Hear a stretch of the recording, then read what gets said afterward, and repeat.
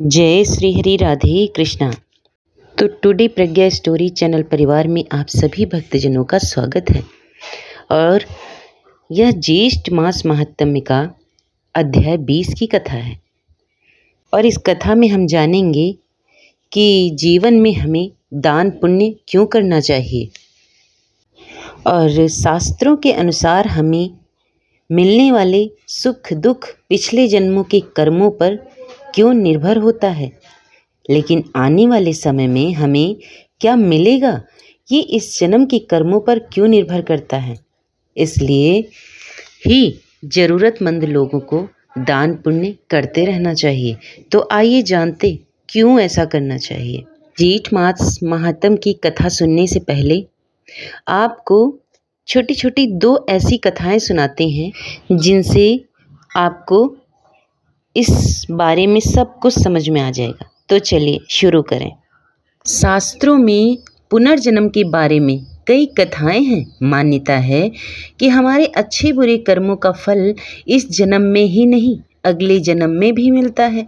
इस संबंध में वेदव्यास से जुड़ी एक कथा है। वेदव्यास की एक विशेषता थी कि वे जानते थे कि कौन सा जीव कब तक जिएगा और अगले जन्म में क्या बनेगा।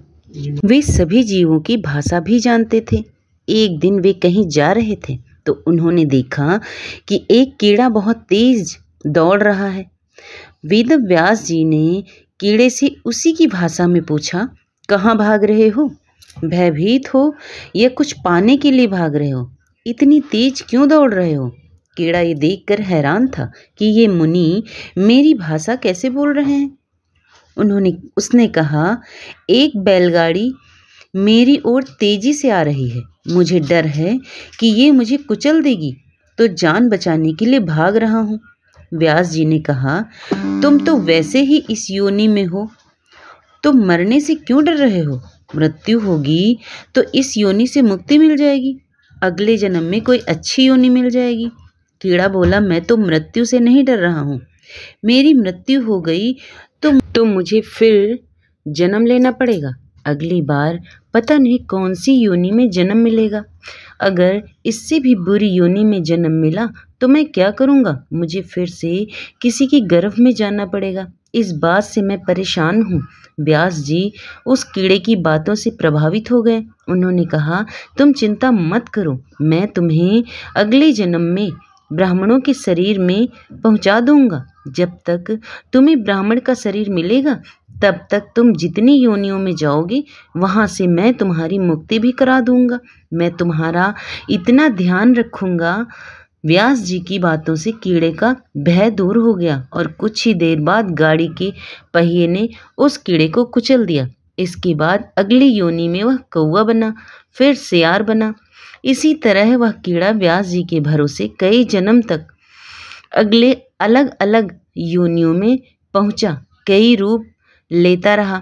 कभी जानवर बना, कभी पक्षी बना। हर बार व्यास जी ने उसकी मुक्ति करा दी।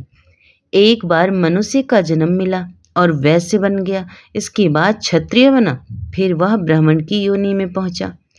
ब्राह्मण के घर में जन्म लेने के बाद जब वह बालक 5 साल का हुआ तो व्यास जी उसके पास पहुँचे और उसके कान में एक मंत्र बोला।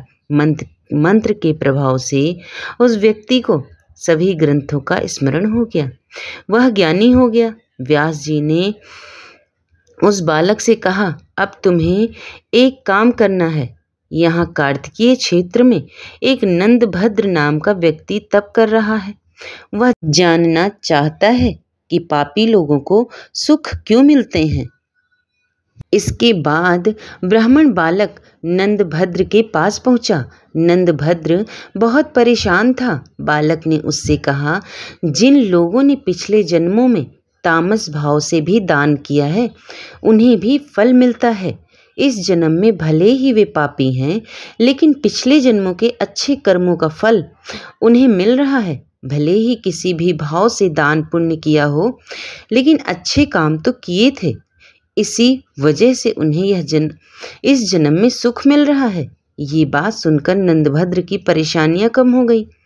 बालक ने कहा, मैंने कितने ही जन्म लिए तब व्यास जी जैसे गुरु मिले तो मेरा कल्याण हो गया और आज मैं ज्ञानी ब्राह्मण हूँ।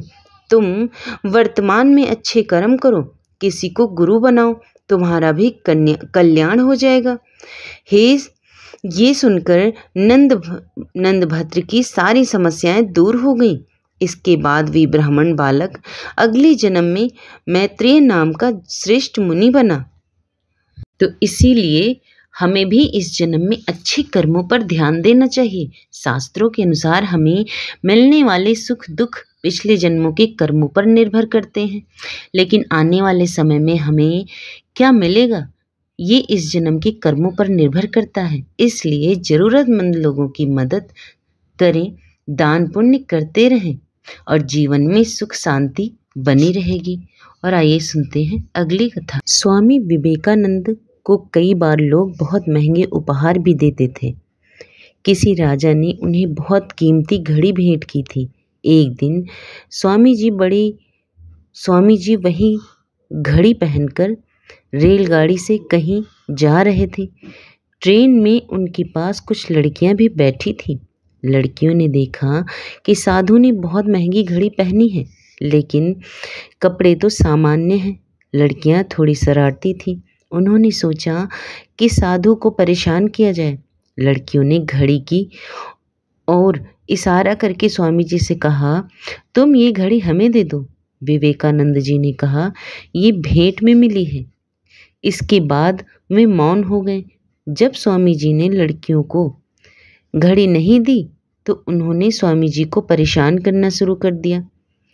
जब बात ज़्यादा बढ़ गई तो स्वामी जी आंखें बंद करके बैठ गए और चुपचाप लड़कियों की बातें सुनने लगे।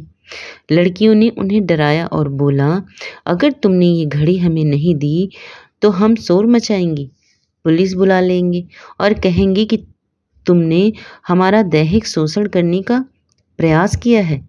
विवेकानंद जी ने आंखें खोली और इशारे में कहा कि मैं सुन नहीं सकता, मैं बहरा हूँ। इसके बाद उन्होंने एक कागज पर लिख दिया कि अब तक जो भी कुछ कहा है वह मुझे सुनाई नहीं दिया। आप जो कुछ भी चाहती हो मुझे एक कागज पर लिख दीजिए। ये देखकर लड़कियां चौंक गईं।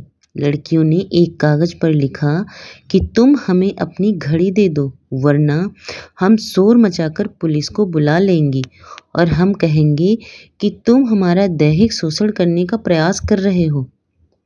लड़कियों ने सोचा भी नहीं था कि एक साधु इतना बुद्धिमान हो सकता है। उन्होंने कागज पर लिखकर अपनी इच्छा बता दी। कागज स्वामी जी को दे दिया। इसके बाद स्वामी जी ने कहा, दूसरों को मूर्ख समझकर उनका शोषण करने की गलती मत करो।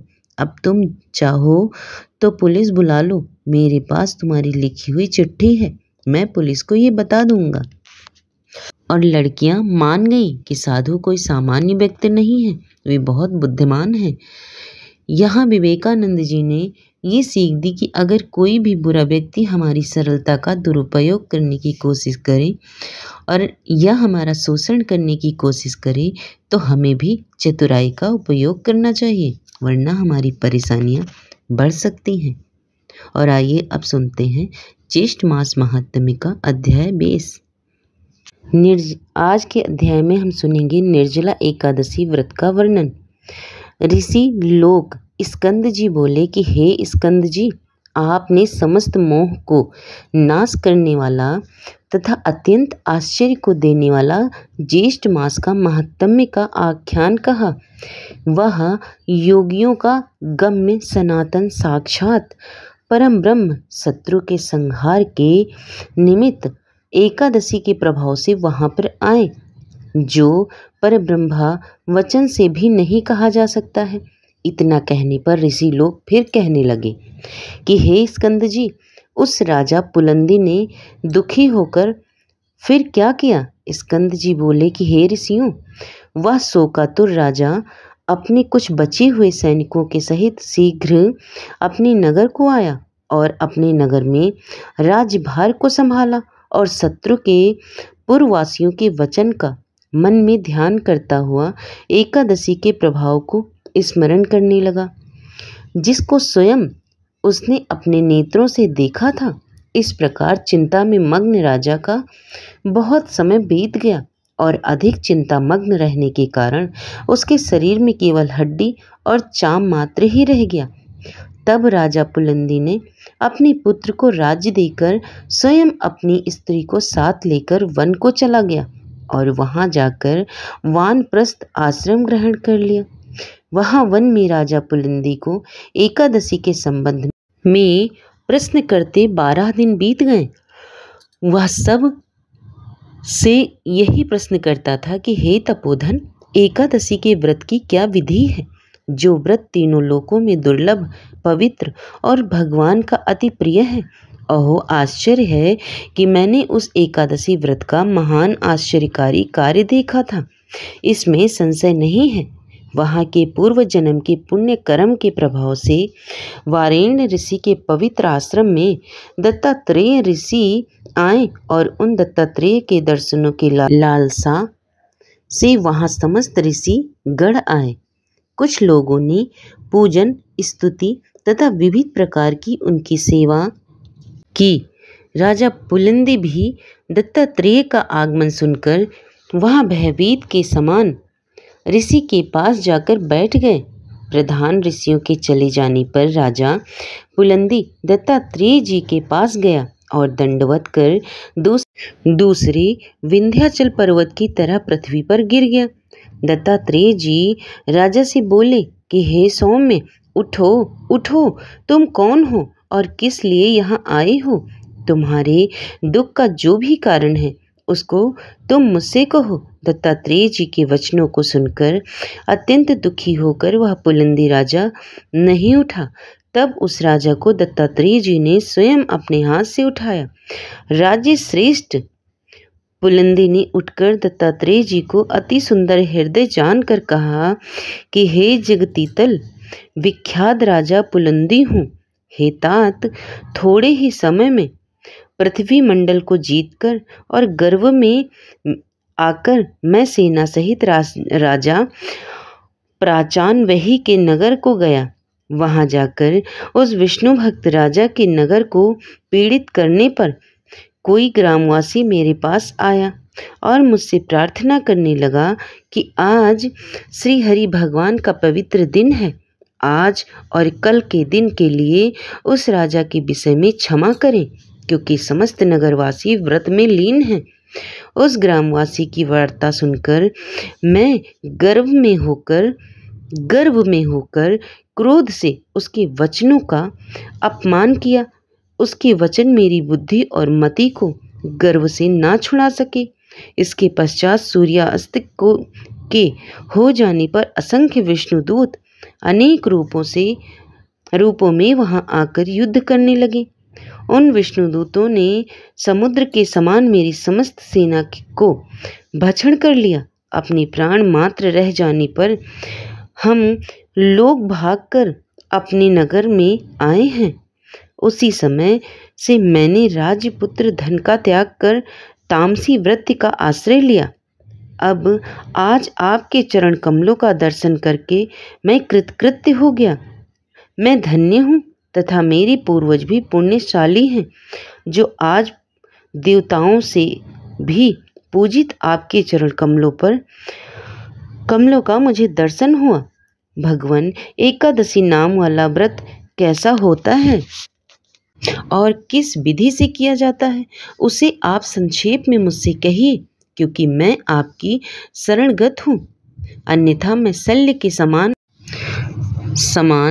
अपने प्राणों का त्याग कर दूंगा। राजा पुलंदी के इन वचनों को सुनकर सब वृतांतों के जानने वाले दत्तात्रेय जी उसी समय राजा पुलंदी को दोनों हाथों में आलिंगन कर और दयार्द चित्त होकर मधुसूदन भगवान के एकादशी व्रत के विधान को कहने लगे।